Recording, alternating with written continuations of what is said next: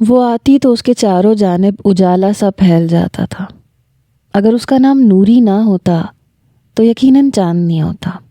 حامد نے اس بار جس مریض کو بھیجا تھا اسے دیکھ کر ڈاکٹر مراد کو اپنے دل میں ہونے والی اتھل پتھل از سر نو یاد آ گئی تھی، اور ساتھ ہی یہ بھی کہ اس کے سامنے وہ ڈاکٹر نہیں مریض بن جاتا ہے۔ اچھا جی، آج کون سی بیماری کھینچ کے لائی ہے نوری صاحبہ کو ہمارے پاس؟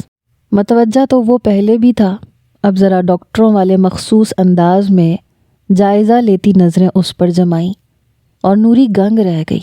گھر سے جو بیماری سوچ کے آئی تھی وہ تو اس وقت ڈاکٹر مراد کے خوبرو چہرے پہ نظر پڑتے ہی اس کے ذہن سے اڑن چھو ہو گئی۔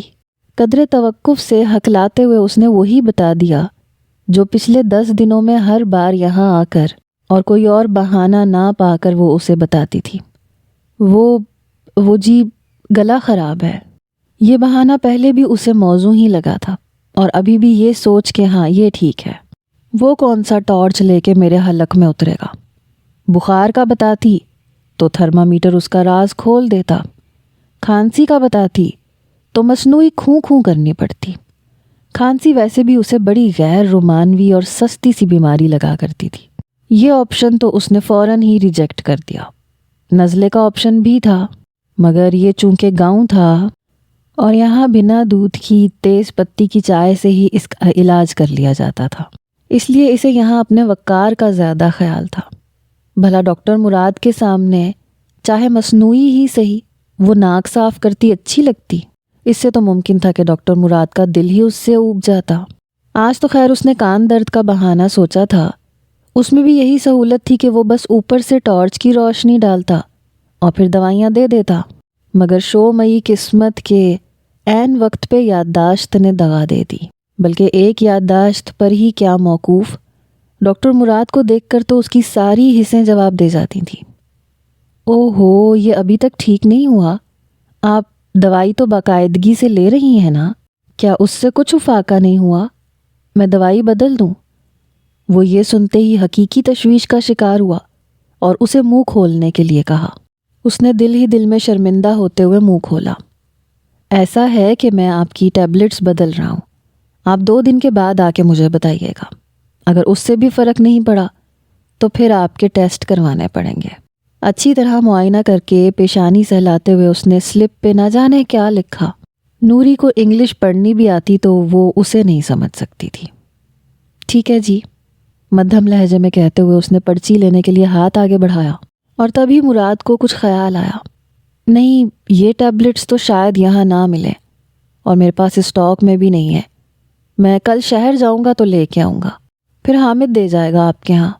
اس نے اپنے کمپاؤڈر کا نام لیا۔ اس نے اس بات میں سر ہلایا اور اٹھ کھڑی ہوئی۔ مراد کا دل نہیں چاہ رہا تھا کہ وہ اتنی جلدی اس کے سامنے سے ہٹے، مگر اس کے رتبے اور شان کا بھی کچھ تقاضا تھا جو اس وقت اسے چپ رہنے پہ مجبور کر گیا۔ اس کے شفا خانے سے باہر آتے ہی اس کا دل چاہا کہ وہ اڑنے لگے، ناچنے لگے، چلا چلا کے ہر آتے جاتے کو یہ بتائے کہ وہ ڈاکٹر مراد کی پسند بن گئی ہے، اس کی تشویش کی وجہ بن گئی ہے۔ وہ ڈاکٹر مراد جو گاؤں کی ہر کنواری لڑکی کے دل کا ارمان بن چکا تھا۔ شفا خانے سے گھر تک کا راستہ اس نے انہی خیالوں میں گم، چہرے پہ ایک حسین سی مسکراہٹ لیے طے کیا تھا، جس نے پہلے تو پاس سے گزرتی زینب دائی کو متوجہ کیا۔ ایک گلی مڑنے کے بعد کسائی نے بھی ٹھٹک کے ہونٹوں کے گوشوں سے پھوٹتی یہ مسکان دیکھی۔ اپنی گلی میں آتے ہوئے گاؤں کے سرٹیفائیڈ لچے مشتاق نے اسے اپنے لیے اشارہ جانا اور سیٹی مار کے جوابی مسکراہٹ اچھالتے ہوئے اپنے چھدرے بالوں میں ہاتھ پھیرنے لگا، اور تب ہی اسے کچھ ہوش آیا۔ مسکراہٹ ایک دم غائب ہوئی۔ آنکھوں میں بھرپور ناگواری اور ناراضگی لیے اس نے بائیں ہاتھ کی 5 انگلیاں پھیلا کے لعنت جیسے اس کے منہ پہ پھینکی۔ وہ بیچارہ اپنا سا منہ لے کے رہ گیا۔ زیر لب بے شمار گالیاں بڑبڑاتی ہوئی وہ اپنے گھر کا دروازہ کھول کے اندر داخل ہوئی۔ نوری، تو آ گئی؟ دروازے کے کھٹکے پہ نبیلہ نے نانی کے کمرے سے جھانکا۔ ہاں آ گئی، وہ ہرنی کسی کلانچے بھر کے اس کے سامنے آ کے کھڑی ہوئی۔ نبیلہ آنکھوں میں عجیب سا تاثر لیے اسے دیکھنے لگی، جس کی آنکھوں میں چراغاں ہو رہا تھا اور رخساروں پہ انار پھوٹ رہے تھے۔ تو نے اتنی دیر کیوں لگا دی؟ نوری نے دیر بالکل بھی نہیں لگائی تھی، مگر نبیلہ اس وقت اس کے منہ سے وہ سب نہیں سننا چاہتی تھی جو نوری اسے سنانے کو بےتاب نظر آ رہی تھی۔ ارے کیا بتاؤں، میں تو آنا چاہتی تھی، مگر ڈاکٹر مراد نے کہا پورے 2 دن بعد نظر آئی ہے، تھوڑی دیر تو ٹھہر جا۔ نوری نے جو کہا تو نبیلہ کا چہرہ ایک دم اتر سا گیا، اس کی چال اسی پہ الٹی پڑ گئی۔ سچ؟ اس نے ایسا کہا؟ اس کا دھیما لہجہ بے یقین نہیں تھا، مایوس تھا، کیونکہ ایک بار نوری کے ساتھ اس کے شفا خانے جا کے وہ خود ملاحظہ کر چکی تھی۔ نوری کو دیکھ کے ڈاکٹر مراد کے چہرے پہ کھلتی بہار، اس لیے اب نوری جو کہتی تھی اسے ماننا پڑتا تھا۔ تو کیا میں جھوٹ بول رہی ہوں؟ نوری نے منہ بنایا۔ یقیناً وہ جھوٹ بول رہی تھی، مگر یہ بات صرف وہ جانتی تھی۔ ڈاکٹر مراد کے معاملے میں اور نبیلہ کو جلانے کے لیے وہ ایسے چھوٹے موٹے جھوٹوں کو جھوٹ مانتی ہی نہیں تھی۔ یہ سوچ کر کہ کیا ہوا جو ڈاکٹر مراد نے منہ سے نہیں کہا، اس کی آنکھوں اور دل میں تو یہی تھا۔ دیکھ نوری، میں تجھ سے کہہ رہی ہوں، اس ڈاکٹر سے دور رہ، اس کی باتوں میں مت آ۔ یہ شہری لوگ بڑے کمینے ہوتے ہیں، یہ اسی طرح سے گاؤں کی بھولی بھالی لڑکیوں کو پھنسا کے اپنا مطلب نکالتے ہیں، اور پھر یہ جا وہ جا۔ نوری کو بھولی بھالی لڑکیوں کی فہرست میں شامل کرتے ہوئے نبیلہ کے دل نے بڑا احتجاج کیا تھا، مگر اسے بھی تو صرف اپنا مطلب پورا کرنا تھا۔ اف، وہ شہری نہیں ہے، کتنی بار بتاؤں؟ نوری کو کوئی غرض نہیں تھی، اگرچہ وہ حقیقتاً بھی دھوکے باز ہوتا۔ فی الحال تو وہ بڑی نازاں تھی۔ نبیلہ کچھ کہنے کے لیے منہ کھولنے ہی لگی تھی کہ نانی کی آواز نے ان کی بحث کو فل اسٹاپ لگایا۔ نوری، او نوری، میں نے تجھ سے کہا تھا مجھے یاد سے 3 بجے جگا دینا، رحمتے کے ہاں پوتے کی مبارکباد دینے جانا ہے، اور تو یہاں کھڑی پنچایتیں کر رہی ہے۔ اور نیلو، تو کب آئی؟ اٹھ کے بیٹھتے ہوئے ان کا دھیان نبیلہ پہ ہوا تو پوچھ لیا۔ نانی بیچاری کو تو پتہ ہی نہیں تھا، وہ تو ان کے سونے میں ہی نوری کو بلانے پر آن ٹپکی تھی کہ نوری کے آنے سے پہلے اگر وہ جاگتی تو وہ کوئی بہانہ بنا سکے۔ کافی دیر پہلے آئی تھی، بس اب جانے لگی ہوں، ورنہ اماں یہیں آ کے میری گت پکڑ لیں گی۔ اس نے جلدی سے موڑے پہ پڑا فریم اٹھایا جسے وہ نوری کے آنے کے انتظار میں کاڑ رہی تھی، اور ایک تیز سی نگاہ نوری پہ ڈال کے وہ باہر ہو لی۔ اٹھو نانی، ابھی زیادہ دیر نہیں ہوئی، صرف 15 منٹ ہی اوپر ہوئے ہیں، ورنہ پھر مجھے ڈانٹتی رہو گی کہ میری وجہ سے تمہارا پروگرام بگڑ گیا۔ اسے فی الوقت تھوڑی تنہائی درکار تھی جسے تازہ تازہ ہوئی ملاقات کے رنگین خیالوں سے سجانا تھا۔ اٹھ رہی ہوں، تو میرے کپڑے نکال دے۔ نانی گھٹنوں پہ دباؤ ڈالتے ہوئے اٹھی تو اس نے بھی نانی کے زنگ آلود صندوق کا رخ کیا۔ اس چھوٹے سے کچے گھر میں کل 2 ہی نفوس تھے، ایک وہ اور دوسری اس کی نانی۔ اس کی ماں بھی بالکل اسی کی طرح اپنے ماں باپ کی واحد اولاد تھی، اور ظاہر ہے کہ لاڈلی بھی تھی۔ اسی لاڈ کے نتیجے میں اس نے جب اپنے لیے شریک حیات خود چنا تو نہ اماں روک پائی نہ ابا۔ شادی سے پہلے تمام نوخیز عاشقوں کی طرح اسے جمالے میں کوئی خامی ڈھونڈنے سے بھی نہ ملتی تھی، مگر شادی کے پہلے دن، بلکہ پہلی رات، جب وہ اس کے سامنے چرس کے سٹے لگانے لگا تو حقیقی معنوں میں وحیدہ کی دنیا ہل گئی۔ اسے اس کے ہونٹوں میں دبی بھری ہوئی سگریٹ کے اثرات اپنے دماغ پہ ہوتے محسوس ہوئے۔ خیر، بات اگر یہیں تک رہتی تو بھی غنیمت تھا، اگرچہ وہ دور پرانا تھا اور اس زمانے میں آج کل کے دور کی طرح چرس یا کسی بھی قسم کے نشے کو فیشن نہیں سمجھا جاتا تھا، مگر پھر بھی وحیدہ نے یہ صدمہ سہار لیا۔ مگر اگلے کچھ دنوں میں اس کا خون خشک ہوا اور دماغ سے اس کی محبت کا باقی بھوت بھی اتر گیا، جب آئے دن اس کے جہیز کی قیمتی چیزیں غائب ہونے لگیں۔ اس نے جمالے سے پوچھا، جمالے صاحب صاف مکر گئے۔ اگر اس کی ساس اتنی بھولی اور بھلی مانس نہ ہوتی تو یقیناً اس کا شک انہی پہ جاتا، مگر ایک دن اس نے جمالے کو رنگے ہاتھوں پکڑ لیا جب وہ کارنس سے اس کی اسٹیل کی کیتلی پار کر رہا تھا۔ پوچھنے پہ جمالے نے کمال ڈھٹائی کا مظاہرہ کرتے ہوئے کہا کہ میاں بیوی میں کیا تیرا کیا میرا، اب اگر جوئے میں کچھ رقم ہار ہی گیا ہوں تو وحیدہ تیرا فرض بنتا ہے کہ تو یہ رقم مہیا کرے، چاہے اپنے جہیز کے سامان سے کرے، چاہے اپنے امی ابا کے جیبوں سے کرے۔ نوری کی پیدائش تک وہ اپنے گھر کا زیادہ تر سامان جمالے کی لت کی نظر کر چکی تھی، خرچے کے لیے بھی اسے اپنے اماں ابا کا منہ دیکھنا پڑتا تھا۔ حیرت انگیز بات یہ تھی کہ وہ کبھی جیتتا نہیں تھا، یا اگر جیتتا بھی تھا تو وحیدہ نے وہ رقم کبھی گھر آتے نہیں دیکھی تھی۔ شاید اسے جمالہ باہر ہی اپنی عیاشیوں میں اڑا دیتا تھا۔ ساس کی وفات کے بعد اس کا گزارا اور مشکل ہو گیا، اور پھر یہ بھی ڈر کہ کسی دن جمالہ جوئے میں اسے نہ ہار دے۔ وہ نوری کو لے کے اپنے باپ کے گھر آ گئی۔ جمالے نے 1-2 بار لے کے جانے کی کوشش کی مگر اس نے صاف انکار کر دیا، اور اس کے کچھ دنوں بعد ہی اڈے پہ ہونے والے تنازع میں جو جوئے کی رقم پہ ہی تھا، ایک ساتھی جوئے باز کا چاقو جمالے کے دل میں اتر گیا، اور اس طرح وحیدہ کی جان ایک چرسی، نکمے اور جوئے باز شوہر سے چھوٹ گئی۔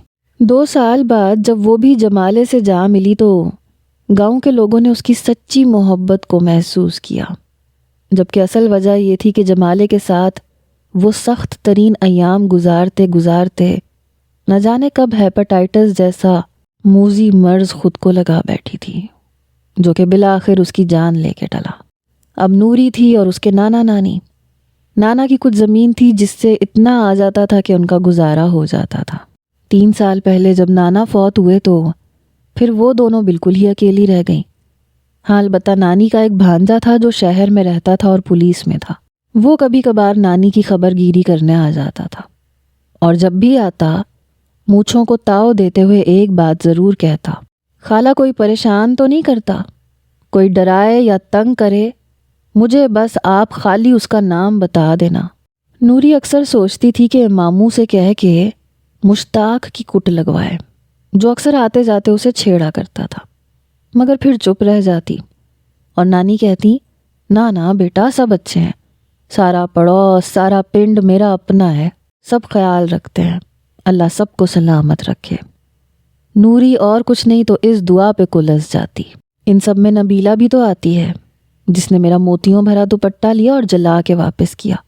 ان سب میں مشتاق بھی آتا ہے، جو ہر وقت اپنی منحوس شکل لے کے میرے راستے میں کھڑا رہتا ہے۔ اس بار تو مشتاق نے اسے اتنا عاجز کیا ہوا تھا کہ اس نے سوچ لیا تھا کہ اس بار وہ ماموں سے مشتاق کی شکایت لگا کے رہے گی۔ مراد پتر! سورج کھیتوں کے عقب میں غروب ہو رہا تھا۔ وہ کچی پگڈنڈی پہ چلتے ہوئے گھر واپس جا رہا تھا جب اسے اپنی پشت پہ چاچا نیاز کی ہانپتی کانپتی آواز سنائی دی۔ وہ ٹھٹکا اور رک کے پلٹا۔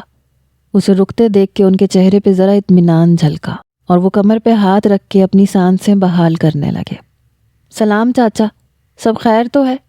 وہ متفکر لہجے میں پوچھتا ہوا بغور انہیں دیکھنے لگا۔ خیر کہاں ہوتی ہے پتر، تیری چاچی کو کل رات سے دست اور قے ہو رہی ہے، اب زیادہ حالت بگڑ گئی ہے۔ میں گیا تھا شفا خانے، حامد نے بتایا تو گھر کے لیے نکل گیا ہے۔ بیٹا اگر تجھے تکلیف نہ ہو تو میرے ساتھ چل کے اسے دیکھ لے، بیچاری نڈھال ہوئی پڑی ہے۔ پریشانی سے کہتے کہتے ان کا لہجہ منت میں ڈھلا۔ آپ بھی کمال کرتے ہو چاچا، اس میں تکلیف کیسی؟ چلیں آئے۔ بیگ تو اس کے ہاتھ میں ہی تھا۔ وہ فوراً تیار ہو گیا اور چاچا بے شمار دعائیں دیتے اس کے ساتھ ہو لیے۔ چاچی کی حالت واقعی خراب تھی۔ کل رات سے انہیں ہیضے نے جیسے نچوڑ کے رکھ دیا تھا۔ وہ سمجھ گیا کہ اب ڈرپ کے بغیر بات نہیں بنے گی۔ اس نے حامد سے ڈرپ منگوا کے وہیں پہ انہیں لگا دی۔ کچھ ضروری دوائیاں دے کر مختلف تاکیدیں کرتے ہوئے جب وہ جانے کے لیے اٹھا تو ان کی بہو چائے لے آئی، اور چاچا کے اصرار پہ اسے پھر بیٹھنا پڑا۔ دیکھ تو سکینہ، مراد پڑھ لکھ کے کنا سونا ڈاکٹر بن گیا، پورے پنڈ والوں کی دعائیں لے رہا ہے۔ ایک تیرا نکما پتر اسکول سے نہ بھاگتا تو آج وہ بھی بڑا آدمی ہوتا، یوں کھیتوں میں پسینہ بہا بہا کے رنگ کالا نہ کر رہا ہوتا۔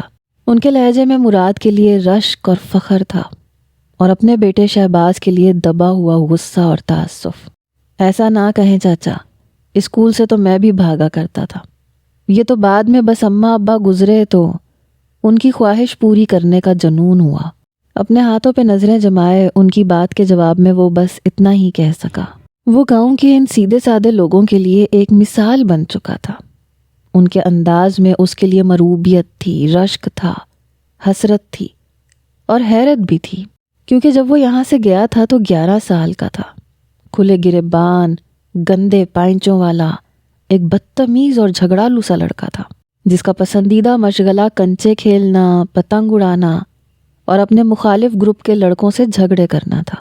اسے کبھی خوشی سے ڈھنگ کے حلیے میں اسکول جاتے ہوئے نہیں دیکھا گیا تھا۔ ہر دوسرے دن اس کا باپ اسے مارتا، پیٹتا، گھسیٹتا ہوا اسکول کے گیٹ پہ چھوڑ کے جاتا تھا۔ وہ باپ کے نظروں سے اوجھل ہونے کا انتظار کرتا اور پھر ان کے جاتے ہی وہ اپنی طرح کے آوارہ دوستوں کے ساتھ آوارہ گردیاں کرنے نکل جاتا۔ اس کے دوستوں میں چچا نیاز کا بیٹا شہباز بھی شامل تھا، جس نے اب اسے خالصتاً شہری حلیے میں ڈاکٹر بنے دیکھا تو حیرت سے انگلیاں دانتوں میں دبا لی تھیں، کیونکہ ان کے گروپ کے باقی لڑکے بھی اسی طرح کے تھے۔ کوئی کھیتی باڑی کر رہا تھا، کوئی دکانداری، کوئی اپنے خاندانی پیشے سے منسلک ہو گیا تھا۔ بس ایک مراد تھا جو تب کا اپنے والدین کے ساتھ شہر گیا، اب لوٹا تو ڈاکٹر بن چکا تھا۔ ان کے شہر جا کے بسنے کی بھی ایک الگ داستان تھی۔ غربت ان کے خاندان میں گویا کسی ورثے کی طرح نسل در نسل منتقل ہو رہی تھی۔ اس کا باپ گلی گلی آوازیں لگا کر منیاری کی چیزیں بیچا کرتا تھا۔ اس کی مایوس اور تھکی ہوئی آنکھوں میں بس ایک ہی خواب تھا کہ مراد پڑھ لکھ کے بڑا آدمی بن جائے۔ وہ ان پڑھ اور غریب تھا، لیکن اتنا شعور ضرور تھا کہ تعلیم وہ واحد ذریعہ ہے جو کسی جادوئی چھڑی کی طرح ان کے دل بدل سکتی ہے۔ مگر اس کی بدقسمتی کہ مراد اس بات سے متفق نہیں تھا، اور اسی لیے اپنی سمجھ کے مطابق وہ اس کی پھینٹیاں لگا لگا کے اس کے دماغ میں یہ بات بٹھانے کی کوشش کرتا تھا۔ ایک دن دوسرے گاؤں کا اس کا ایک دوست جو روزگار کے سلسلے میں شہر میں جا کے بس گیا تھا، وہ اس سے ملا اور اسے شہری طلسم کے وہ قصے سنائے کہ مراد کا ابا سوچ میں پڑ گیا۔ مراد کے پڑھنے لکھنے کی منزل تو ابھی بہت دور تھی، جبکہ یہاں کسی دن دہاڑی لگتی تھی، کسی دن نہیں لگتی تھی۔ کھانے کے لالے پڑے ہوئے تھے۔ اس نے سوچنے میں زیادہ وقت ضائع نہیں کیا۔ یہاں کون سا اس کی کوئی زمینیں یا جائیدادیں تھیں جن کی اسے فکر لاحق ہوتی۔ ایک ٹوٹا پھوٹا سا گھر تھا جو برسات میں ٹپکتا رہتا تھا۔ اس نے اسے زنجیر ڈالی، بیوی اور بیٹے کو لے کے گاؤں کے لوگوں کو الوداع کہہ دیا۔ تب سے لے کر اب تک کسی بھی فرد کو اس کے بارے میں کوئی خبر نہیں، نہ کسی سے اس کا کوئی رابطہ۔ جس دوست کے سہارے وہ شہر گیا تھا وہ بھی دوسرے گاؤں کا تھا، اور اب ایک دن اچانک مراد چلا آیا، کسی شہزادے کی طرح، سفید گھوڑے پہ تو نہیں، البتہ سفید کوٹ میں ملبوس، ڈاکٹر بنا ہوا۔ وہ سیدھا اپنے گھر آیا، لیکن وہاں منشی خالو کی شادی شدہ بیٹی اور داماد کو دیکھ کے پریشان ہو گیا۔ اگرچہ انہوں نے گھر پہ قبضہ کر لیا تھا، مگر گھر کی حالت بھی کافی سنوار دی تھی۔ یہ مسئلہ ملک جی کی پنچایت میں پہنچا، اور بالآخر اسے وہ تمام خرچہ جو انہوں نے گھر پہ کیا تھا وہ ادا کر کے اپنے گھر کا قبضہ واپس مل گیا، اور اس نے سکھ کی سانس لی۔ کلینک کے لیے اس نے گاؤں کی طرف آنے والی پکی سڑک کے کنارے پہ جگہ پسند کی۔ یہ مین سڑک تھی، مصروف تھی، اور کلینک کے لیے بہترین جگہ تھی۔ کچھ دنوں میں اپنی معاونت کے لیے اس نے کمپاؤنڈر بھی رکھ لیا۔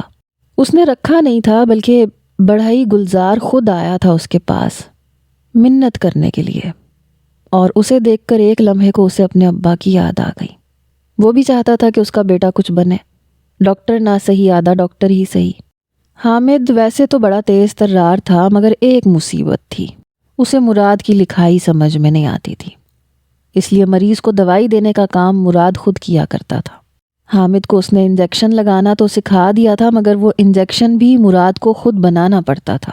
حامد کا کام بس اتنا تھا کہ وہ اس کے پاس مریض کے آنے کی اطلاع دے اور انہیں اپنی باری آنے پہ اندر بھیجے۔ فی الحال سب کچھ ٹھیک ٹھاک چل رہا تھا، گاؤں والے اس سے مطمئن تھے، وہ گاؤں والوں سے۔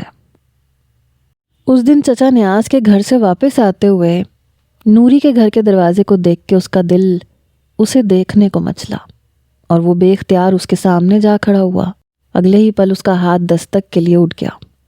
دروازے کے دونوں پٹ کھلے، اس کی حسین آنکھوں سے سجی گلابی صورت نمودار ہوئی، اور مراد کے آس پاس قوس قزح بکھر گئی۔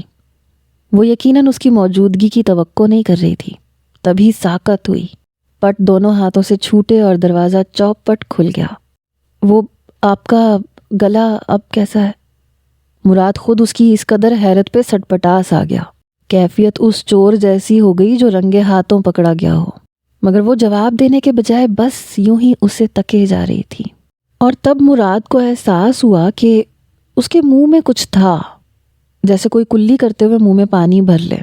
اس سے پہلے کہ وہ کچھ کہتا، نوری نے اپنے منہ میں بھرا پانی اپنی دائیں سمت میں پھینکا اور مراد دنگ رہ گیا، پانی کے ساتھ ساتھ اس کے منہ سے برف کے ٹکڑے نکلتے دیکھ کے۔ نوری؟ اس کے منہ سے متحیر سی سرسراتی آواز نکلی، آپ کا گلا ٹھیک نہیں ہے اور آپ… شدید حیرانی میں گھرا وہ بات بھی پوری نہیں کر پایا۔ خفت سے نوری کا چہرہ سرخ پڑ گیا۔ اگر وہ اسے بتا دیتی کہ اس برفیلے پانی سے پہلے اس نے خوب ساری املی بھی ٹھونسی ہے تو وہ تو مارے حیرت کے فوت ہی ہو جاتا۔ کون ہے نوری؟ نانی نے وہیں سے آواز لگائی۔ نانی ڈاکٹر صاحب ہے، اس نے بتایا، اور نانی ایک دم خاموش ہو کے شاید اس کے اپنے دروازے پہ آنے کی وجہ سوچنے لگی۔ اندر آئے نا۔ اسے اچانک ہوش آیا کہ اسے اندر بھی بلانا چاہیے۔ نہیں میں بس یہ ٹیبلٹس دینے آیا تھا۔ نفی میں سر ہلاتے ہوئے اس نے پہلے سے جیب میں رکھی ٹیبلٹس نکالی۔ اب تو شاید ہی ان سے کوئی فائدہ ہو۔ اس کے بڑے ہوئے ہاتھ پہ انہیں دھرتے ہوئے اس کا لہجہ کچھ روکھا اور خفگی بھرا ہو گیا تھا۔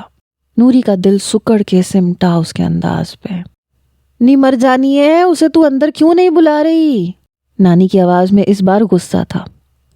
پچھلے دنوں ان کا کئی برسوں کا جکڑا ہوا سینہ اس کی دوا سے ٹھیک ہو گیا تھا اور اب وہ بھی اس کے متاثرین میں سے تھی۔ مراد وہیں سے پلٹ آیا۔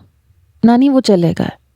اس کی بیتاب نظریں اس کے اٹھتے ہوئے قدموں پہ تھیں اور لہجہ روحانسا سا ہو گیا۔ وہ مرے مرے قدموں سے اندر آئی۔ نوری تو نے اسے اندر آنے کو کیوں نہیں کہا اور وہ آیا کیوں تھا؟ نانی اپنی چارپائی پہ پہلو بدل کے لیٹی تسبیح کے دانے گما رہی تھی۔ اسے دیکھتے ہی سوال داغے۔ میں نے بلایا تھا مگر انہیں جلدی تھی، وہ چلے گئے۔ ہونٹ کاٹتے ہوئے وہ مسلسل اس کی خفگی اور اپنی بے وقوفی پہ سوچ رہی تھی۔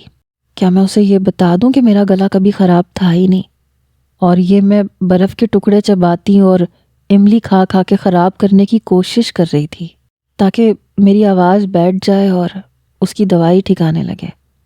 نہیں، یہ تو بڑی بے عزتی والی بات ہو جائے گی۔ اس نے گھبرا کے خود ہی اپنی سوچ رد کی۔ اب تو مجھے سچ مچ بیمار ہونا پڑے گا تاکہ اس کی خفگی فکر میں بدلے۔ سامنے کی دیوار کو تکتے ہوئے اس کا دل چاہا کہ اس دیوار پہ سر دے مارے۔ سر پھٹے گا، اس بہانے سے وہ اس کے کلینک چلی جائے گی اور اس کا غصہ بھی اتر جائے گا۔ نوری تو نے روٹی ڈالی ہے۔ ایک تو اس کی لامعنی سوچیں اور اس پہ نانی کے سوالات۔ نہیں نانی، بنا رہی ہوں ابھی۔ وہ اندر سے چڑ گئی تھی مگر لہجہ ہموار رکھا۔ تو کتنی سست ہو گئی ہے؟ تجھے پتہ تو ہے مغرب کی نماز کے بعد میں روٹی نہ کھاؤں تو پیٹ میں درد ہونے لگتا ہے۔ نانی یہ بات سنتے ہی آگ بگولا ہوتے ہوئے غصے سے اٹھ بیٹھی۔ نبیلہ نے کہا تھا آج اس کی اماں تندور لگائے گی، میں اس کے آسرے پہ بیٹھی تھی، کمینی کہیں کی۔ آخری گالی اس نے زیر لب دی تھی۔ جا رہی ہوں۔ وہ جلدی سے اٹھی۔ روٹی بنانے کے بہانے ہی صحیح اسے تھوڑی سی تنہائی میسر آ جاتی۔ میرا ساگ بھی گرم کر دینا۔ نانی کی تاکید پہ سر ہلاتی وہ باورچی خانے میں آ گئی۔ مٹی کے چولہے میں لکڑیاں ٹھیک کرتے ہوئے آگ جلائی تو اسے ایک اور خیال آیا، کیوں نہ اپنا ہاتھ جلا لوں۔ بھڑکتے شعلوں پہ توا رکھتے ہوئے ایک ہلکا سا شرارہ اس کے ہاتھ کو چھو گیا اور بے اختیار اس کی چیخ نکلی۔ نا، یہ تو بڑا درد والا کام ہے، اس سے تو اچھا ہے سر ہی پھوڑ لوں۔ وہ شدید جھنجھلاہٹ کا شکار ہو گئی تھی۔ اسے اسی بات پہ غصہ تھا کہ جب سے ڈاکٹر مراد آیا تھا پورا گاؤں تو جیسے شرطیں لگا لگا کے بیمار ہوئے جا رہا تھا اور ایک وہ تھی ہٹی کٹی گھوم رہی تھی، کوئی بیماری اس کے پاس پھٹک ہی نہیں رہی تھی۔ آخری روٹی ڈالتے ہوئے بالآخر اس کے ذہن میں ایک آئیڈیا آ ہی گیا۔ نانی کے لیے ساگ اور ٹینڈوں کا سالن گرم کر کے انہیں کھانا دیا۔ خود باہر نکلنے کو تھی جب نانی نے پوچھا، تو نہیں کھائے گی؟ نہیں نانی، مجھے بھوک نہیں ہے، میں بعد میں کھا لوں گی، اس نے قدرے تردد سے جواب دیا۔ ہاں، سارا دن اللہ بلہ جو ٹھوستی رہتی ہے، کبھی چورن، کبھی املی، کبھی مسالے والے پاپڑ، بھوک تو اڑے گی نا۔ نانی کی نظر کمزور تھی مگر اس پہ جمی رہتی تھی۔ وہ منہ بنا کے باہر نکل آئی۔ اسے اپنے آئیڈیے پہ عمل بھی تو کرنا تھا۔ باورچی خانے میں آ کے اس نے تولیے میں لپٹا ہوا بڑا سا برف کا ٹکڑا باہر نکالا۔ اسے وہ کوئی گھنٹہ بھر پہلے برفیلے پانی کے غرارے کرنے کے لیے راشدہ کے گھر سے لے کے آئی تھی۔ راشدہ حیران بھی ہوئی تھی اب تو ٹھنڈ پڑنے لگ گئی ہے، مٹکے کا پانی بھی اچھا خاصا ٹھنڈا ہوتا ہے، تجھے برف کیوں چاہیے؟ تو نے کیا کرنا ہے پوچھ کے، بحث نہ کر برف دے دے جلدی سے۔ وہ جھنجھلا گئی تو راجدہ نے اسے بڑے سے پتیلے میں سے جمع ہوا برف نکال کے دے دیا تھا۔ اس وقت اس نے غرارے کرنے کے لیے اس میں سے کچھ برف توڑی اور باقی تولیے میں لپیٹ کے رکھ دی تاکہ جلدی نہ پگھلے، اور اب وہ اس کے اچھے کام آ رہا تھا۔ غسل خانے میں آ کے اس نے وہ برف آدھی بھری ہوئی بالٹی میں ڈالی اور پھر وہیں صحن میں بیٹھ کے اس کے پگھلنے کا انتظار کرنے لگی۔ اب تو سردی ہونے لگی ہے، جب میں اس برف والے پانی سے نہاؤں گی تو اور کچھ ہو نہ ہو زکام تو پکا ہی پکا ہوگا۔ اب اسے پرواہ نہیں رہی تھی، بھلے وہ ڈاکٹر مراد کے اوپر چھینک چھینک کے اپنا امیج کا کباڑا کر دیتی، بس اب اسے حقیقی وجہ چاہیے تھی ڈاکٹر مراد کے پاس جانے کی۔ اس وقت بھی اس خیال سے اس کی آنکھیں چمک اٹھیں۔ رات کا نہ جانے کون سا پہر تھا جب اس کی آنکھ کھلی۔ چند لمحے تو وہ اس گھٹا ٹوپ اندھیرے میں اپنے اچانک جاگنے کی وجہ یاد کرنے لگا۔ وہ رات کو 0 پاور بلب جلا کے سونے کا عادی تھا، مگر اس وقت لگتا تھا کہ بجلی غائب تھی۔ ٹائم دیکھنے کے لیے اپنا موبائل اٹھانے ہی لگا تھا کہ بیرونی دروازہ زور زور سے دھڑدھڑایا گیا اور وہ اچھل پڑا۔ اس کے ساتھ ہی اسے یاد آ گیا کہ اس کی آنکھ کیوں کھلی تھی۔ وہ بڑی تیزی سے اٹھ کے دروازہ کھولنے آیا۔ ڈاکٹر تھا، اتنا تو سمجھ گیا تھا کہ رات کے اس پہر کوئی ایمرجنسی ہی کسی کو اس کے دروازے تک کھینچ لائی ہوگی۔ دروازہ کھولتے ہی سامنے کھڑے شہباز کی ہراساں صورت دیکھی۔ اس کے دل میں خطرے کی گھنٹیاں ٹنا بجنے لگیں۔ مراد جلدی چلو، اماں کی حالت بہت خراب ہے۔ وہ ہانپ رہا تھا۔ ہاں میں چلتا ہوں۔ اس نے پوچھ گچھ میں وقت ضائع نہیں کیا تھا، بھاگ کے اندر آیا، اپنی میڈیکل کٹ چیک کی، چپل پیروں میں اڑسے اور گھر کے دروازے کو محض بھیڑ کے وہ بھاگتے قدموں اس کے ساتھ وہاں پہنچا۔ ان کا سارا گھر جاگ رہا تھا۔ چاچی کے سرہانے موجود بیٹھے انہیں پھونکے مار رہے تھے۔ اس نے دھڑکتے دل سے ان کا معائنہ کیا۔ وہ شدید نقاہت سے بے ہوش تھیں، چہرے پہ ہلدی سی معلوم ہو رہی تھی۔ شہباز، انہیں فوراً شہر کے ہسپتال پہنچانے کا بندوبست کرو۔ از حد سنجیدگی سے کہتے ہوئے وہ اپنے لہجے کی سنگینی سے انہیں مزید ہولا گیا۔ کیا؟ چاچے کا لہجہ ڈوبا۔ ان کی حالت ایسی ہے کہ انہیں اب انڈر آبزرویشن رکھنے کی ضرورت ہے۔ یہ کہتے کہتے اس نے شہباز اور چاچا کے چہرے پہ نہ سمجھی کے تاثرات دیکھے تو وضاحت کرتے ہوئے کہنے لگا، میرا مطلب ہے انہیں ہسپتال کے ماحول میں مستقل نگہداشت کی ضرورت ہے۔ میں جو کر سکتا تھا میں نے کیا۔ اب میرے پاس نہ وہ دوائیاں ہیں نہ وہ انتظام ہے۔ چاچا آپ نے مجھے بلایا بھی تو اتنا لیٹ۔ ہیضہ کوئی ایسی بیماری ہے جس سے گھر میں نمٹا جا سکے؟ مجھے کیا پتا تھا، یہ نیک بخت خود ہی جھیلتی رہی۔ شام کو حال زیادہ خراب ہوا تو جمیلہ نے بتایا۔ چاچا نے اپنا ماتھا پیٹا۔ شہباز تم جاؤ، گاڑی کا انتظام کرو، میں بھی تمہارے ساتھ چلتا ہوں۔ شہباز بیچارہ ہانپتا کانپتا ایک بار پھر باہر کو لپکا۔ وہ متفکر تھا، پریشان بھی تھا۔ جو بھی تھا، چاچی پہلے تو اس کی مریضہ تھی۔ ابتدائی علاج بھی اسی نے کیا تھا اور اس علاج نے رتی بھر بھی اثر نہیں کیا۔ فجر کی اذان تو راستے میں ہی ہوئی۔ چاچی کو پہلے ایمرجنسی میں ٹریٹ کیا گیا، پھر وارڈ میں شفٹ کر دیا گیا۔ آرتی منظور جب اپنی گاڑی لے کے واپس آنے لگا تو شہباز نے اس سے بھی کہا، تم چلے جاؤ مراد، تم رات سے ہمارے ساتھ ہو، بے آرام ہو، تم کہاں خواب۔ اس نے نفی میں سر ہلایا۔ چاچی کی حالت میں بہتری دیکھوں گا تو پھر چلا جاؤں گا، تم فکر مت کرو، میں ٹھیک۔ وہ ہلکے سے مسکرایا۔ تھکن اور بے خوابی کی سرخی اس کی گندمی رنگت اور سرمئی آنکھوں میں بکھرتی نظر آ رہی تھی، مگر اس سرخی کے علاوہ اس کی آنکھوں میں تشویش تھی، اضطراب تھا اور کچھ اور بھی تھا، کچھ ایسا جسے سمجھنا شاید شہباز کے بس کی بات نہیں تھی۔ وہ تو بس محبت اور عقیدت سے اسے دیکھتا چلا جا رہا تھا۔ نوری، او نوری، اٹھ جا، نماز پڑھ لے، وقت نکلا جا رہا ہے۔ وہ لحاف میں دبکی پڑی تھی جسے نانی نے اس کے چہرے سے ہٹاتے ہوئے اسے پکارا۔ اس نے چند لمحے کچھ محسوس کرنے کی کوشش کی اور تب احساس ہوا اپنے جسم کی حرارت کا۔ دل بلیوں اچھلا اور اس کی نیند اڑن چھو ہوئی۔ نانی، اس نے آنکھیں کھول کے انہیں دیکھنے کی کوشش کی. مجھے لگ رہا ہے مجھے بخار ہے، تو ذرا دیکھ تو. ہیں؟ نانی ٹھٹکی. پھر بغور اس کی صورت کا جائزہ لیا. بخار کیوں ہو گیا تجھے؟ حیرانی اور تشویش سے بڑبڑاتے ہوئے انہوں نے ہاتھ بڑھا کے اس کی پیشانی پہ رکھا اور اگلے ہی پل ہاتھ ہٹا کے اسے گھورنے لگی. کیا؟ وہ سٹپٹائی. بس کر دے، لوٹھا کی لوٹھا ہو گئی، مگر نماز کے لیے تیرے بہانے نہ گئے. کوئی بخار نہیں ہے، چل اٹھ نماز پڑھ، سورج نکلنے لگا ہے. وہ سلتاڑتی ہوئی پلٹی. مگر نانی، وہ کچھ کہنا چاہتی تھی مگر چپ رہ گئی. لحاف اٹھایا اور اٹھ بیٹھی. جسم کی جس حرارت کو وہ بخار سمجھ بیٹھی تھی وہ ساری رات اس موئے لحاف میں دبکے رہنے کی وجہ سے تھی، ورنہ اس سے بخار کی کوئی علامت محسوس نہیں ہو رہی تھی. نہ آنکھیں جل رہی تھیں، نہ سر دکھ رہا تھا. اس نے چند گہری سانسیں لے کے زکام کی کسی علامت کو محسوس کرنا چاہا، مگر سانس بھی بڑی آسانی سے آئی اور خارج ہو گئی. مایوسی کا غلبہ بڑا شدید ہوا. وہ دونوں ہاتھوں میں سر تھام کے بیٹھ گئی. اس کا دل چاہا بھاں بھاں کر کے رونا شروع کر دے. کتنے جتن کیے تھے کل رات کو، برفیلے پانی سے نہانے کے بعد بھی اس نے فوراً آ کے لحاف نہیں اوڑھا تھا، بلکہ 1 گھنٹہ وہ صحن کی ٹھنڈی فضا میں ٹہلتی بھی رہی تھی. مگر اس کے باوجود نانی، میں بد نصیب کیوں ہوں؟ اس کا گلوگیر لہجہ سورہ یاسین پڑھتی نانی کو ڈنگ مار گیا. کیا کہہ رہی ہے نوری؟ اللہ نہ کرے تو کیوں بد نصیب ہونے لگی؟ تو میری شہزادی بیٹی ہے، شہزادیوں والا بخت لے کے پیدا ہوئی ہے. وہ پریشان ہوئی مگر بظاہر پیار سے چمکارا.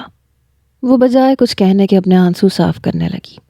اگر اس وقت نانی کو اس کی یہ بچکانہ سی پریشانی پتہ چل جاتی تو یقیناً یہ پیار قہر میں بدلتا. نماز پڑھ کے ناشتہ کرنے کے بعد جب وہ بیزاری سے اپنے بستر پہ پڑی تھی اور صفائی کرنے کا بھی اس کا موڈ نہیں تھا تو نبیلہ اور تاجی ایک ساتھ آ ٹپکی. اس پہ اتنی مردنی چھائی ہوئی تھی کہ وہ ان کی طرف دیکھتی بھی نہ. مگر تاجی نے ایک زوردار چھینک ماری تو اس نے ہاتھ بڑھا کے اسے اپنے ساتھ بٹھا لیا. تجھے زکام ہے؟ وہ رشک اور حسد سے پوچھ رہی تھی. ہائے اللہ جی، میں تو کل سے چھینک چھینک کے پاگل ہو رہی ہوں. تاجی نے ہاتھ میں پکڑا گلابی رومال نزاکت سے ناک پہ رکھا. اب یہ کہے گی تیری جگہ یہ زکام مجھے کیوں نہ ہوا؟ نبیلہ مذاق اڑاتی ہوئی اس کی پائنتی پہ آ بیٹھی. ہائے میں صدقے، تجھے میری اتنی فکر ہے؟ بھولی بھالی تاجی چھینکنا بھول کے اس کے واری ہونے لگی. بکواس کر رہی ہے. نبیلہ نے اگرچہ اس کے دل کی بات کی تھی مگر وہ اس کا طنز بخوبی سمجھتی تھی، اس لیے گھور کے کہتے ہوئے اس نے جب تاجی کے بدلتے ہوئے تاثرات دیکھے تو جلدی سے بولی. میرا مطلب ہے ہاں مجھے تیری فکر تو ہے. تو بیمار پڑ گئی تو خالہ بیچاری کیا کرے گی؟ ان کا تو آدھا کام ہی تو نمٹاتی ہے. بس کر دے جھوٹی. نبیلہ نے پھر سے لقمہ دیا. اور پتہ ہے کل کیا ہوا؟ نبیلہ کا انداز ایسا تھا کہ اسے توجہ دینی پڑی. ویسے بھی اس کی اماں گاؤں کی بی بی سی تھی، انہیں سب کی خبر رہتی تھی. کیا؟ پوچھتے ہوئے وہ سیدھی ہو کے بیٹھی. چاچی سکینہ کو کل ہیضہ ہو گیا تھا. ڈاکٹر مراد نے آ کے ڈرپ لگائی. ان کی ڈرپ لگتے ہی حالت اور بگڑ گئی. اب وہ شہر کے ہسپتال میں بھرتی ہیں. پراندہ جھلا کے کہتے ہوئے نبیلہ کا انداز بڑا چبھتا ہوا تھا. تاجی یہ سنتے ہی بگڑ گئی. ہاں بکواس نہ کر زیادہ. ڈاکٹر مراد کی ڈرپ سے ان کی حالت نہیں بگڑی، وہ پہلے سے ہی اتنی بگڑی ہوئی تھی. اماں بتا رہی تھی دوپہر تک گھر میں ہی پھکیاں پھانک رہی تھی. میں نے بھی کہا مراد کو دکھا دے مگر نہ مانی. شام تک حالت زیادہ خراب ہوئی تو چاچا ڈاکٹر مراد کو بلا کے لے کے آیا. اس نے تو کہا بھی تھا کہ مجھے وقت پہ بلانا چاہیے تھا. اماں تو ابھی بھی ان کے ساتھ ہسپتال میں ہی ہیں. تاجی نے کچا چبا جانے والی نظروں سے نبیلہ کو دیکھتے ہوئے بتایا. جھوٹی مکارن جل ککڑی. اس کی آنکھوں میں قہر تھا. میرا مراد پکا والا ڈاکٹر ہے، تو جلتی ہے، بس جلتی رہ. چل چھوڑ، چھوٹی مالکانی کو ان کے کپڑے دینے جانا ہے، تو چلے گی ساتھ؟ تاجی اٹھی تو نوری کا دھیان اس کے ہاتھ میں پکڑے تھیلے پہ گیا. میری مان تو مت جا، ملک جی آج کل تیسری شادی کے چکر میں ہے. ایسا نہ ہو تو ان کی نظر میں آ جائے اور وہ تجھے ہی اپنی تیسری ملکانی بنا لے. نبیلہ نے شرارت سے کہا. اللہ نہ کرے، میں کیوں کرنے لگی اس بڈھے کھوسٹ سے شادی؟ وہ سنتے ہی بدک گئی. چلو چلتے ہیں. اس نے ایک پل میں ہی جانے کا فیصلہ کر لیا. گھر میں بیزار رہنے سے تو بہتر تھا ایک چکر تاجی کے ساتھ ہی لگا آتی. نانی صحن میں بیٹھی لحاف میں ڈورے ڈال رہی تھیں. اس کے جانے کی بات پہ اسے ایک گھوری سے نواز کے کہا. صبح سے تو کہہ رہی تھی بخار ہے۔ ہاں تو پھر تو نے ہی تو کہا تھا کہ بخار نہیں ہے۔ وہ بھی ڈھیٹ بن گئی۔ چل چلی جا، مگر جلدی آ جائیں۔ انہوں نے بادل نخواستہ اجازت دی تو وہ جلدی سے تاجی کا ہاتھ پکڑ کے باہر آ گئی۔ سن، تجھے اتنا زکام ہے، ڈاکٹر مراد کو کیوں نہیں دکھا دیتی؟ اس نے باہر آتے ہی مطلب کی بات کی۔ تیرا دماغ ٹھیک ہے؟ زکام کے لیے کیا ڈاکٹر کے پاس جاؤں؟ کہوا پیوں گی ٹھیک ہو جائے گا۔ اور ویسے بھی اماں کہتی ہیں دوائی کیا، ناک کا آپریشن بھی کروا لو تو بھی زکام پورے 3 دن بندے کی ایسی کی تیسی کر کے ہی جان چھوڑتا ہے۔ وہ گہری سانس بھر کے رہ گئی۔ واپسی پہ تاجی نے اسے اپنے گھر چلنے کو کہا، مگر وہ اس کا ہاتھ کھینچ کے چاچی کے گھر چلی آئی۔ بتا نا بھابھی، چاچی نے ایسا کیا کھایا تھا کہ اسے ہیضہ ہو گیا؟ وہ کرید کرید کے پوچھ رہی تھی۔ بھابھی صحن میں لگے نلکے کے پاس بیٹھی اپنے 5 سالہ کاکے کو نہلا رہی تھی۔ اس سوال پہ جھاگ بھرا ہاتھ پرسوچ انداز میں تھوڑی پہ رکھتے ہوئے بولی، کیا بتاؤں، مولی کے پراٹھے بنائے تھے، ساتھ میں گوبھی کی سبزی تھی، مگر وہ تو ہم سب نے ہی کھائے تھے۔ لو، چاچی کی عمر ہو گئی ہے، اب ان کا معدہ اس جوگا ہے کہ مولی کے پراٹھے ہضم کر سکے۔ تاجی یہ سنتے ہی مدبرانہ انداز میں بولی، تو مطلب مولی کے پراٹھے کھانے سے ہیضہ ہو جاتا ہے؟ نوری کا انداز سوچتا ہوا تھا۔ سب کو نہیں ہوتا، اماں کا معدہ پہلے سے کمزور ہے۔ میں نے تو پراٹھے کھانے سے بھی اس لیے منع نہیں کیا کہ پھر میں ہی بری بنتی ہوں۔ ایک بار پہلے چھولے کھانے سے منع کیا تھا، اس کے بعد 1 سال تک ہر آنے جانے والے کو یہی کہتی رہی کہ بہو سے میرا کھانا پینا نہیں دیکھا جاتا۔ اب میں نہیں کہتی کچھ، اور دیکھ لو نتیجہ۔ بھابھی کو پرانی بات یاد کر کے پھر سے غصہ آنے لگا۔ مگر نوری تو کیوں پوچھ رہی ہے؟ کیا تیری بھی طبیعت ٹھیک نہیں ہے؟ اس سے پوچھتے ہوئے انہوں نے لوٹا بھر کے چھپاکے سے کاکے کے سر پہ ڈالا اور جھاگ بھری چھینٹیں اڑ کے نوری اور تاجی کے کپڑے اور چہرے تر کر گئیں۔ بھابھی، تاجی بے اختیار چلا اٹھی، پہلے ہی زکام ہے، مار ہی ڈالو مجھے۔ ہاں تو تم دونوں بھی تو یہاں آ کے بیٹھ گئیں، وہاں چارپائی پہ جا کے آرام سے بیٹھو، میں اسے نہلا کے چائے بناتی ہوں، پھر گپے ماریں گے۔ نہیں، ہم جا رہے ہیں، ابھی تو بس چاچی کی طبیعت پوچھنے آئے تھے، نوری دھیرے سے کہتے ہوئے اٹھ کھڑی ہوئی۔ شام کو چکر لگاؤں گی جب چاچی آئے گی ہسپتال سے۔ تاجی نے بھی اس کی تقلید کی۔ دوپہر تک چاچی کی حالت میں بہتری آئی تو وہ گاؤں چلا آیا۔ ساری رات کی خواری کے بعد کلینک میں بیٹھنے کی اس کی ہمت نہیں تھی، اس لیے وہ آتے ہی سو گیا، اور پھر اس کی آنکھ مغرب کے بعد ہی کھلی، حامد کی دستک پہ۔ آپ کی طبیعت تو ٹھیک ہے نا بھائی جی؟ میں شام میں بھی آیا تھا چائے لے کے، آپ نے دروازہ ہی نہیں کھولا۔ وہ شاید کھانا لایا تھا۔ ہاتھ میں پکڑے خوان کو قریبی تپائی پہ رکھتے ہوئے اس نے فکر مندی سے پوچھا۔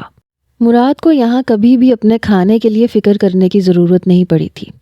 روز ہی پاس پڑوس والے کچھ نہ کچھ بھیج دیتے تھے، اور حامد تو تھا ہی جس نے پہلے دن ہی کہہ دیا تھا، بھائی جی آپ کا کھانا اور چائے میری ذمہ داری ہے، آپ نے فکر نہیں کرنی۔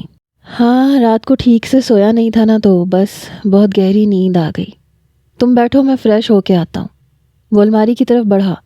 کوٹ سوٹ استری شدہ نہیں تھا۔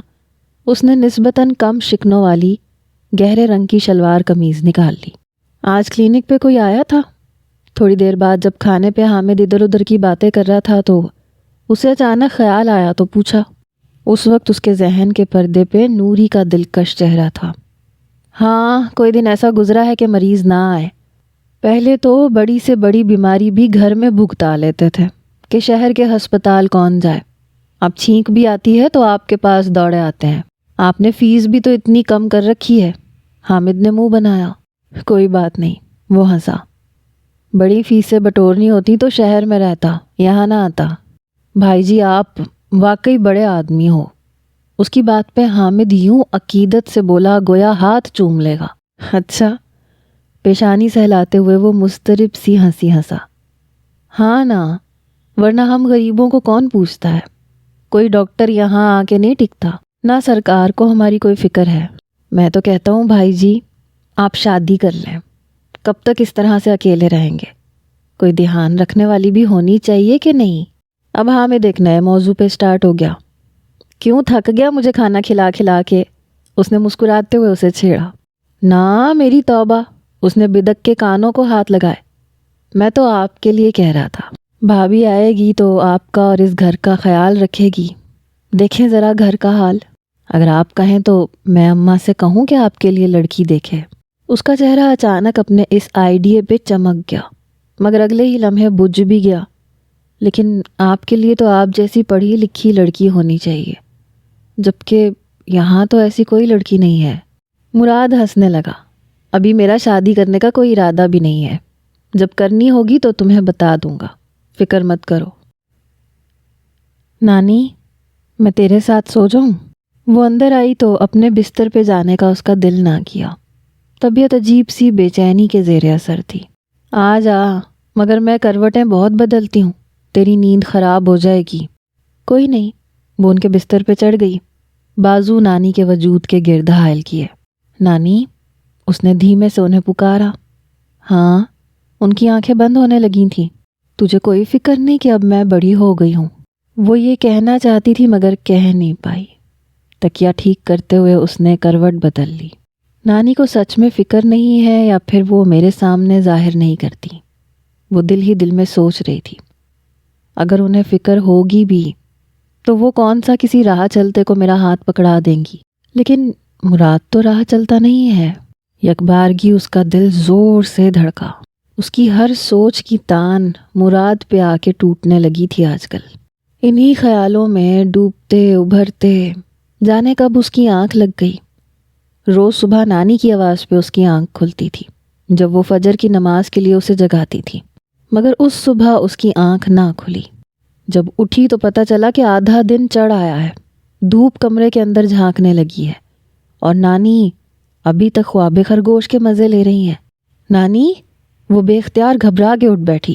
ان کے چہرے سے لحاف ہٹایا۔ ان کی آنکھیں بند تھیں لیکن سانسوں کی خرخراہٹ محسوس ہو رہی تھی۔ نانی اٹھے نا، اس نے پاگلوں کی طرح انہیں جھنجھوڑ ڈالا۔ وہ ذرا سا کسمسائی مگر اٹھی نہیں۔ اس نے ان کا چہرہ تھپ تھپایا اور سہم گئی۔ تپش بھرپور تھی۔ ہائے اللہ، اب میں کیا کروں؟ روحانسی ہو کے کہتے ہوئے وہ فوراً بستر سے اتر آئی۔ چند لمحے تو اس کی سمجھ میں ہی نہ آیا کہ کیا کرے۔ پھر بولائی ہوئی نبیلہ کی اماں کے پاس بھاگی۔ وہ اس وقت بھینس کے پاس بیٹھی دودھ دو رہی تھی۔ خالہ، نانی کی طبیعت بہت خراب ہے۔ یا اللہ، خیر کیا ہو گیا ماسی کو؟ انہوں نے یوں اسے گھبرائے ہوئے دیکھا تو اپنی مصروفیت ترک کر دی۔ بہت تیز بخار ہے، تو بتا میں کیا کروں؟ ٹھنڈی پٹیاں رکھوں؟ نہیں، تو رک، میں چلتی ہوں تیرے ساتھ۔ وہ اٹھ کے کھڑی ہو گئی۔ پہلے امجد سے کہہ دوں مراد کو بلا کے لے آئے۔ وہ اتنا کہہ کے اندرونی سمت بڑھ گئی۔ نوری ہراساں سی وہیں کھڑی رہی۔ اس وقت اس کا دل مراد کے نام پہ بالکل نہ دھڑکا۔ دھڑکتا بھی کیسے؟ اس کا دم تو عزیز از جان نانی میں اٹکا ہوا تھا۔ نوری، کیا ہوا؟ اسی پل نبیلہ بھی باورچی خانے سے نکل آئی۔ نانی، ان کی طبیعت بہت خراب ہے، بتاتے ہوئے اس کے آنسو بہنے لگے۔ تو نے ان کے لیے دعا تو نہیں مانگی تھی؟ نبیلہ نے جو وار کیا وہ ساکت رہ گئی۔ کمینی مت بن! ہوش میں آتے ہی وہ چلا کے کہتے ہوئے روتے ہوئے وہاں سے بھاگ آئی۔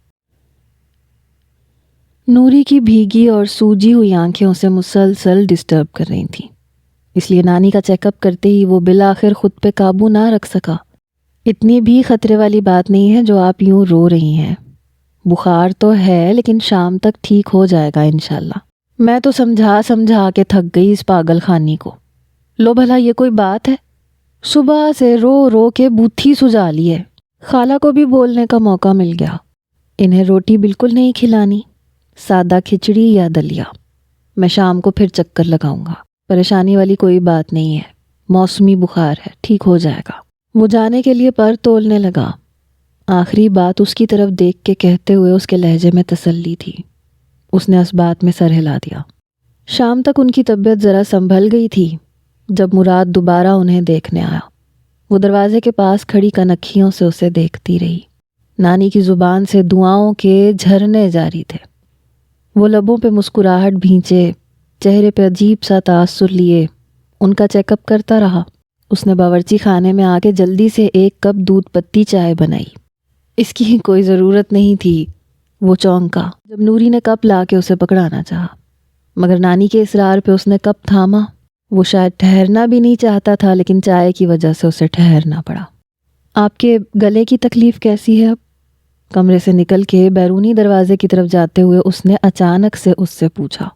آپ کو یاد آ گیا؟ نہ چاہتے ہوئے بھی اس کے لبوں سے شکوہ پھسلا۔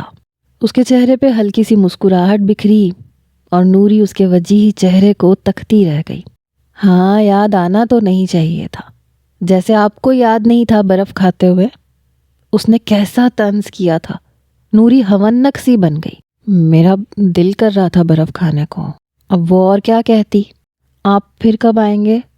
اس سے پہلے کہ وہ دروازہ کھولتا، نوری نے جلدی سے یہ سوال کیا۔ میرا مطلب ہے نانی کو دیکھنے۔ اس کی بولتی نگاہیں خود پہ محسوس کر کے اس نے سٹ پٹا کے اپنی بات میں اس جملے کا اضافہ کیا۔ اب وہ بہتر ہے، مجھے دوبارہ ضرورت نہیں پڑے گی انہیں دیکھنے کے لیے آنے کی، بس آپ کچھ دنوں تک انہیں پرہیز کروائیے گا۔ مسکراہٹ چھپاتے ہوئے اس نے سنجیدگی سے کہا۔ نوری کے چہرے پہ مایوسی چھا گئی۔ اچھا، ہاں۔ اس نے دروازہ کھولا۔ اور اپنا بھی خیال رکھیے گا۔ ذرا دھیمے سے یہ جملہ کہہ کے وہ باہر نکل گیا اور نوری کا پورا وجود دل بن کے دھڑکنے لگا۔ اس نے سچ میں ایسے کہا؟ نبیلہ ایک بار پھر جلتے توے پہ جا بیٹھی۔ تیری قسم، تو جانتی ہے میں جھوٹ نہیں بولتی۔ وہ اس وقت درخت سے بندھے جھولوں پہ جھولا جھول رہی تھی جو گاؤں کی بچیوں نے اپنے لیے باندھ رکھے تھے۔ چاچا طفیل کی کاکی نے تو سخت برا بھی مانا ان کی آمد کا اور جھولا قبضہ کرنے کا۔ رسی ٹوٹ جائے گی، اسے اپنے جھولے کی فکر تھی۔ تیرا وزن برداشت کرتی ہے نا، میرا بھی کر لے گی، تو فکر مت کر۔ نوری نے اس کے بھاری وجود پہ چوٹ کرتے ہوئے کہا اور جھولے پہ قابض ہو گئی۔ دیکھ نوری، تو ابھی اس کی چکنی چپڑی باتوں میں آ کے بڑا اچھل رہی ہے۔ جس دن شہر سے اس کی بیوی اور درجن بھر بچے آ کے اسے گدی سے پکڑیں گے نا، تو تجھے پتہ لگ جائے گا۔ نبیلہ نے اسے سمجھاتے ہوئے کہا۔ تو پاگل ہے۔ نوری نے اسے گھور کے دیکھا۔ اس کے بیوی بچے ہوتے تو وہ یہاں اکیلے کیوں آتا؟ ایسے چھڑوں والی زندگی کیوں گزارتا؟ چل چھوڑ تو سب کچھ، تو مجھے پینگ دے اونچی سی۔ وہ نہیں سننا چاہتی تھی نبیلہ کے اعتراضات، چاہے وہ حقیقی ہوں یا پھر نبیلہ کے من گھڑت۔ نبیلہ نے جھولا کافی پیچھے لے جا کے پوری قوت سے ہوا میں اچھالا۔ کپڑوں کے ٹوٹوں سے بنی ہوئی وہ رسی اتنی زوردار نہیں تھی کہ یہ جھٹکا برداشت کر سکتی، اس لیے جتنی اونچائی سے اور جس انداز میں نوری جھولے سے اڑ کے زمین بوس ہوئی، کئی چیخیں ایک ساتھ بلند ہوئیں۔ نوری، نوری! گھبرا کے سب اسے پکارنے لگے۔ نبیلہ نے گھبرا کے اسے سیدھا کیا اور مزید حواس باختہ ہو گئی۔ زمین تو کچی تھی، مگر شاید کسی کنکر یا پتھر پہ اس کا چہرہ کافی زور سے ٹکرایا تھا اور ماتھے سے خون کی دھاریں بہتی اس کا چہرہ تر کر رہی تھیں۔ ہائے اللہ جی! نبیلہ ایک بار پھر چلا اٹھی۔ تھوڑی ہی دیر میں وہ بچوں کے جلوس سمیت کلینک میں تھی۔ پتہ نہیں کہاں کہاں چوٹیں لگی تھیں اسے، اس سے تو چلا بھی نہیں جا رہا تھا، مگر فی الوقت سب سے واضح اور توجہ طلب چوٹ ماتھے کی تھی۔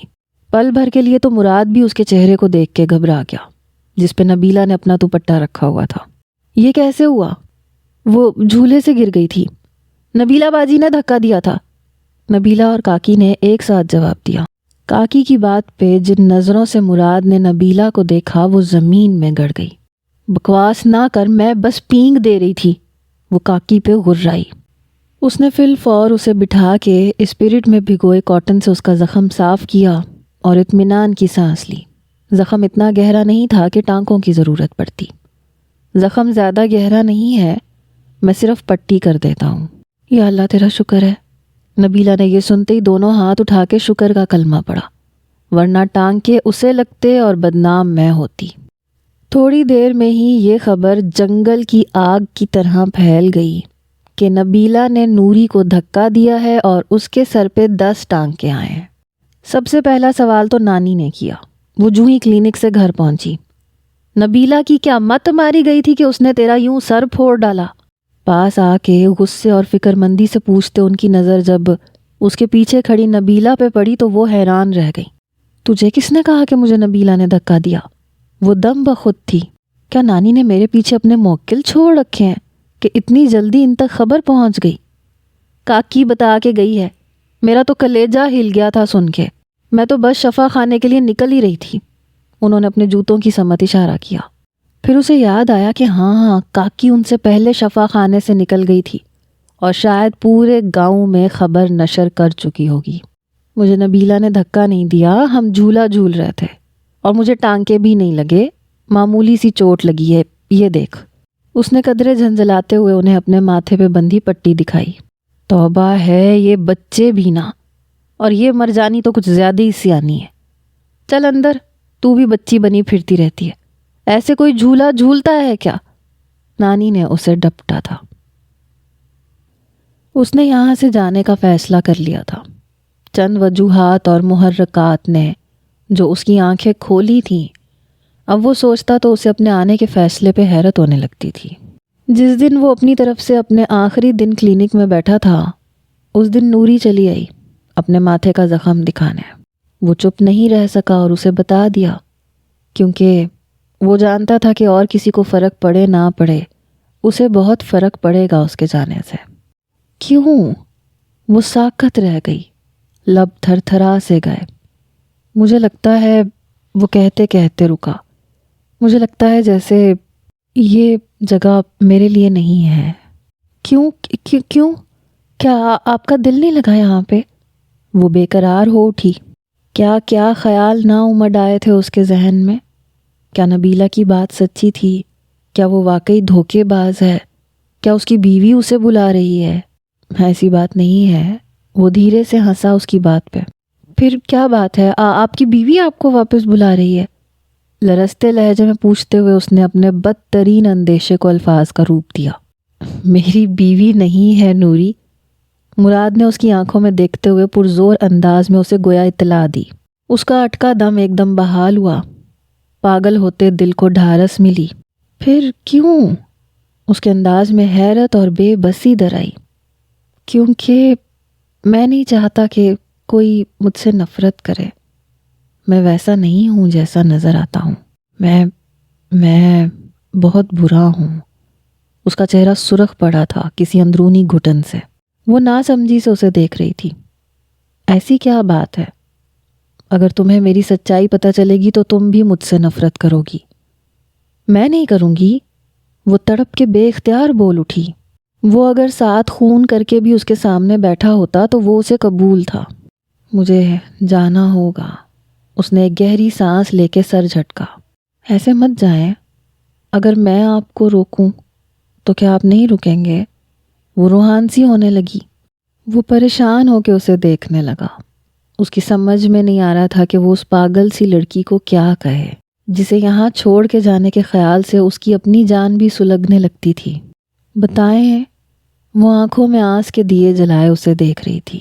اس نے کچھ پل اور سوچا اور پھر ایک گہری سانس بھرتے ہوئے بالآخر وہ ایک نتیجے پہ پہنچ گیا۔ نوری اور مراد کی شادی ہو رہی ہے۔ جس کسی نے بھی یہ سنا انگشت بدہ رہ گیا۔ کسی کے دل پہ آرے چلے تو کوئی نوری کی قسمت پہ رشک کرنے لگا۔ ہو نہ ہو، ان کا ضرور پہلے سے چکر ہوگا۔ کوئی یہ کہتا ہوا پایا گیا۔ کسی نے کہا نوری میں ایسا بھی کیا ہے کہ ڈاکٹر مراد ساری شہری فیشنی کڑیاں چھوڑ کے اس سے بیاہ رچانے لگا۔ مگر نوری ان تمام باتوں سے بے نیاز خوشی خوشی اپنی شادی کی تیاریوں میں مگن تھی، اور نانی اس سے بھی زیادہ خوش، پورے پنڈ کو اپنی خوشی میں شریک کرنے کے لیے دعوتیں دینے میں مگن تھی۔ سن نوری، میں ہدایت کے ہاں جا رہی ہوں۔ اسی پل نانی نے دروازے میں آ کے اسے پکارا۔ مگر نانی، انہیں تو دعوت دے چکی ہے تو۔ وہ حیران ہوتی پاس آئی۔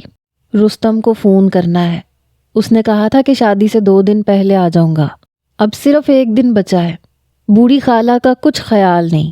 اللہ امجد کو سلامت رکھے، وہ نہ ہوتا تو میں اکیلی بوڑھی جان کیا کیا دیکھتی۔ ان کا لہجہ تھکا تھکا سا تھا۔ گھر میں اگرچہ کوئی مرد نہیں تھا، مگر گاؤں والے، آس پڑوس والے ان کا اتنا خیال رکھتے تھے کہ انہیں کبھی اس بات کی کمی محسوس نہیں ہوئی تھی۔ ٹھیک ہے نانی، وہ دھیمے سے بولی اور نانی سر ہلاتے ہوئے پلٹ گئیں۔ اس دن جب نوری سے بات کرنے کے بعد اس نے اس سے پوچھا کہ کیا تمہیں ابھی بھی مجھ سے نفرت نہیں ہوئی؟ کیا تم اب بھی مجھے روکو گی؟ اور نوری نے اس بات میں سر ہلا دیا تھا۔ تو اسی وقت، اسی پل مراد نے یہ فیصلہ کر لیا تھا کہ اب اگر وہ یہاں سے جائے گا تو اکیلے نہیں جائے گا، اور پھر اس نے اپنے فیصلے پہ عمل کرنے میں بھی دیر نہیں لگائی۔ سب کچھ ویسے ہی ہوا تھا جیسے اس نے سوچا تھا۔ نانی سے اس نے بڑے سبھاؤ سے بات کی تھی۔ وہ تو ویسے بھی اسے بہت مانتی تھیں، یہ بات نہ مانتی تو کفرانے نعمت کرتی۔ بھلا ان کی سادی اور بے وقوف سی دیہاتی نواسی کے لیے ایسا آئیڈیل رشتہ کہاں سے ملتا؟ بڑا ہی خوبصورت ماحول تھا، نکاح ہو چکا تھا، چھہارے اور بتاشے بانٹے جا رہے تھے۔ وہ سر سے پیر تک سجی سکھیوں کے جھرمٹ میں بیٹھی خود کو کسی خواب کے عالم میں محسوس کر رہی تھی۔ سن، تیرا ماموں آنے والا تھا نا، ابھی تک آیا کیوں نہیں؟ نبیلہ اس کا دوپٹہ ٹھیک کرتے ہوئے پوچھ رہی تھی۔ وہ پولیس میں ہے نا، لگا ہوا ہوگا مجرموں کے پیچھے دوڑیں لگانے میں، اسے کہاں فرصت ہم غریبوں سے ملنے آئے۔ بھاڑ میں جھونک، اس کا حلق تک کڑوا ہو گیا اس کے نام پہ۔ پچھلے 2-3 دن سے وہ نانی کو جتنا اداس اور مایوس دیکھ رہی تھی، اسے ان کے لیے افسوس ہو رہا تھا۔ شادی سے 2 دن پہلے آنے کا کہہ کے وہ آج شادی کے دن تک کہیں دکھائی نہیں دے رہا تھا۔ اسی وقت تاجو جو پنڈال میں دلہے کو دیکھنے گئی تھی، ہانپتی کانپتی واپس آئی ایک اطلاع کے ساتھ۔ سن نوری، تیرے ماموں آ گئے۔ لو، اب بھی آنے کی کیا ضرورت تھی؟ اس نے منہ بنایا، جبکہ تاجی نے اپنی بات جاری رکھتے ہوئے کہا۔ اور انہوں نے آتے ہی جب مراد کو دیکھا تو نانی کو ہاتھ سے پکڑ کے ایک طرف لے گئے، اور اب اس نے سراسیمگی اور ہیجان سے کہتے کہتے بات ادھوری چھوڑ دی۔ اب کیا؟ بول نہ آگے۔ نبیلہ کا تجسس ایک دم آسمان کو چھونے لگا۔ نوری چپ چاپ اسے تکے جا رہی تھی۔ اب وہ تینوں کمرے میں بند ہیں، پتہ نہیں کیا بات کر رہے ہیں، سارے لوگ حیران ہیں۔ مجھے تو وڈی گڑبڑ لگ رہی ہے۔ تاجی نے انگلیاں چٹکائیں۔ دیکھا؟ نبیلہ نے فاتحانہ نظروں سے اس کے سفید پڑتے چہرے کو دیکھا۔ میں نہ کہتی تھی یہ بندہ مجھے ٹھیک نہیں لگتا، کیا پتہ شہر میں ماموں کی ہی بیٹی سے شادی کر رکھی ہو۔ وہ دور کی کوڑی لائی۔ چپ کرنی، بکواس نہ کر زیادہ، کوئی اور بات ہوگی۔ تاجی نے اس کی حالت محسوس کر کے اسے ڈپٹا۔ مجھے دیکھنا ہے۔ وہ ایک دم سے اٹھ گئی۔ ارے رک جا پاگلے، کہاں جا رہی ہے؟ ان دونوں نے گھبرا کے اسے بٹھانے کی کوشش کی، مگر اس کے اعصاب جیسے طوفانی تھپیڑوں کی زد میں تھے۔ یہ کمرہ ڈیوڑی کے پاس تھا۔ وہ چھن چھن کرتی صحن عبور کر کے سارے لوگوں کی حیران نظروں سے بے نیاز دروازے پہ آئی۔ ہاتھ بڑھا کے اسے کھولنے سے پہلے اندر سے آتی ماموں کی آواز نے اسے ساکت کر دیا۔ میں حیران ہوں خالہ، تجھ سے اتنا بھی نہ ہوا کہ میرے آنے کا انتظار کر لیتی۔ میں کام میں تھوڑا پھنسا ہوا تھا، مر تو نہیں گیا تھا جو تو نے نواسی کو لے کے اس دھوکے باز کے حوالے کر دیا۔ ماموں کا تند و تیز لہجہ مراد کے اعصاب پہ ضربیں لگا رہا تھا۔ وہ ہونٹ بھینچے سر جھکائے کھڑا تھا، اور نانی وہ ہاتھوں میں سر گرائے بے حال سی بیٹھی تھی۔ مراد کے وہم و گمان میں بھی کبھی نہیں تھا کہ عین وقت پہ ایسا پانسا پلٹے گا۔ ڈاکٹر نہ ڈاکٹر دا پیو۔ ماموں نے ایک موٹی سی گالی بھی بک دی۔ آخر کو پولیس والے تھے، ذرا پوچھ اس سے، ڈاکٹر کیا، اسے تو کمپاؤنڈر کے بھی سپیلنگ نہیں آتے ہوں گے۔ شہر میں جس ڈاکٹر کے پاس یہ کمپاؤنڈر تھا وہ تو اس کی وجہ سے جیل جانے سے بچا تھا، مگر یہ 2 دن حوالات کی ہوا ہوا اور میرے ٹھڈے کھا کے نکلا ہے۔ پوچھ اس سے کیسے اس کے غلط انجیکشن سے بندہ مرتے مرتے بچا، ورنہ اس کی تو 302 کی دفعہ لگنی تھی۔ نانی کے لیے یہ ایک اور انکشاف تھا جسے سنتے ہی انہوں نے دل پکڑ لیا۔ انہیں ڈاکٹر اور کمپاؤنڈر کا اتنا فرق کا نہیں پتا تھا، مگر ان کے لیے اتنا صدمہ کم تھا کہ وہ جو بھی تھا حوالات کی ہوا لگا کے آیا تھا۔ اسی لیے وہ بھی تو حیران تھیں کہ بھلا ایک لائق فائق شہری ڈاکٹر کو ان کی ان پڑھ جھلی سی نواسی میں کیا کشش نظر آئی۔ یہ تو اب انکشاف ہوا کہ وہ اصل میں ڈاکٹر تھا ہی نہیں۔ پہلی بار تو یہ ہلکے میں چھوٹ گیا تھا، اب تو میں نے اس پہ فراڈ کی دفعہ لگا کے اسے لمبا اندر بھیجنا ہے۔ ماموں کی آواز اسے ماضی سے حال میں کھینچ لائی۔ ماموں شاید یہ بھول گئے تھے کہ یہ گاؤں ان کے تھانے کی عملداری میں نہیں آتا تھا۔ ایسا مت کریں، مراد تڑپ گیا۔ میں جانتا ہوں میں نے بہت غلط کیا، میں اس کے لیے بہت شرمندہ بھی ہوں۔ میں وعدہ کرتا ہوں میں مزید ان لوگوں کی زندگیوں سے نہیں کھیلوں گا۔ میں نوری کو لے کے یہاں سے چلا جاؤں گا۔ نوری! ماموں ایک دم بھڑک کے اس کی بات کاٹ گئے۔ نوری کو تیرے ساتھ جانے کون دے گا؟ یہ مت سمجھنا کہ ان نانی نواسی کے سر پہ کوئی مرد نہیں ہے تو جو چاہے گا وہ کرے گا۔ میں ابھی زندہ ہوں۔ وہ میری بیوی ہے، ہمارا نکاح ہو گیا ہے۔ وہ ان کے تیور دیکھ کے بوکھلا گیا۔ مدد طلب نظروں سے نانی کی سمت دیکھا۔ نانی آپ کچھ کہیں؟ نانی بجائے کچھ کہنے کے نظریں چرا گئیں۔ اس دھوکے پہ تو وہ بھی خار کھائے بیٹھی تھیں۔ جھوٹ اور دھوکے سے کی گئی شادی نہیں ہوتی۔ نوری کو تو بھول جا۔ ابھی کھڑے کھڑے طلاق نہیں دے گا تو تجھ جیسوں کو سیدھا کرنا مجھے خوب آتا ہے۔ ماموں آج فل فارم میں لگ رہے تھے۔ دانت پہ دانت جمائے، شدت ضبط سے سرخ چہرہ لیے وہ چند لمحے انہیں یوں ہی سلگتی نظروں سے دیکھتا رہا۔ ٹھیک ہے۔ قدر توقف سے وہ دھیمے لہجے میں بولا، میں نوری کو طلاق دے دوں گا، لیکن آپ ایک بار نوری کو بلا کے پوچھ لیں اسے بھی کیا مجھ سے طلاق چاہیے۔ یہی وہ پل تھا جب دروازے میں کھڑی نوری کو لگا کہ اب اس کے اندر جانے کا وقت آ گیا ہے۔ وہ ایک دھماکے سے دروازہ دھکیل کے اندر داخل ہوئی۔ وہ تینوں ہی اس کی اچانک آمد پہ حیرانی سے اس کی سمت دیکھنے لگے۔ مراد کی بجھتی آنکھوں میں جوت پھر سے جلی تھی۔ وہ دھیرے سے چلتی ہوئی ماموں کے سامنے آ کے کھڑی ہوئی۔ مجھے مراد سے طلاق نہیں چاہیے۔ میں جانتی تھی کہ وہ ڈاکٹر نہیں ہے۔ مراد نے مجھے کوئی دھوکہ نہیں دیا۔ اس نے مجھے سب کچھ بتا دیا تھا ماموں، اور میں نے پھر بھی اس سے شادی کا فیصلہ کیا تھا، تو اب میں اس سے طلاق کیوں لوں؟